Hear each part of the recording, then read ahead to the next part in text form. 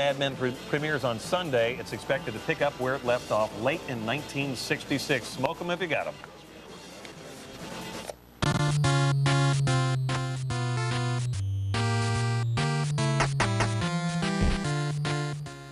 And then there's the Mad Men game on YouTube if you can't quite wait until Sunday. Not exactly a drinking game, although Don and the rest of the team seem to be doing a whole lot of that. Apparently it's pretty true to life, and you'll earn points for helping Don Draper find new confidence, fresh ideas, and inner peace. Nobody ever said that in the 60s. Oh, I guess they did yeah, later in the 60s. They didn't on Madison Avenue Peace, anyway. man. All right, thanks to Mad Men, the popularity of retro cocktails in clothes, what keeps growing, but what about the cooking?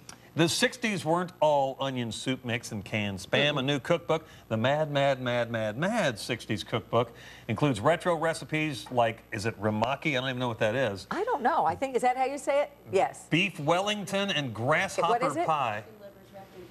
Chicken liver wrapped in bacon. No wonder we don't know that one. Sign her up.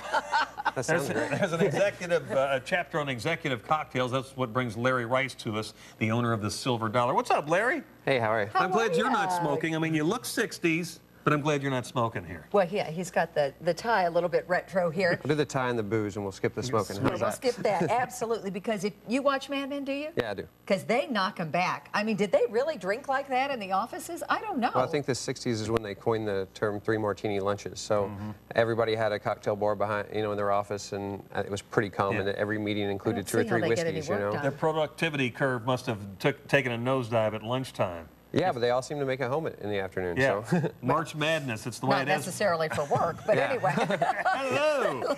Let's talk a little bit, because we've talked about the Manhattan, the old fashions, all kind of making a comeback, and that's what you're doing today, is an old fashioned. A new twist on it? Well, actually, I'm going to stick to the traditional old fashioned and then talk a little bit about how it's changed over time. Perfect. I've already done a Manhattan, which is a very similar build. I went ahead and built it with a single barrel, 4 roses.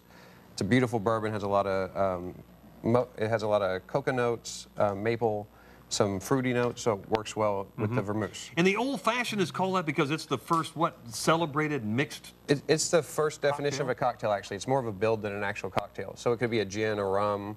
And what we're going to do is whiskey. So it's going to be a whiskey, a spirit, and sugar. Okay. Now, this is the finished product, but you're going to take us through what you would do. This is the Manhattan, actually, and I'm going to build an old-fashioned in the glass. I got to know my booze. I got to get it straight here.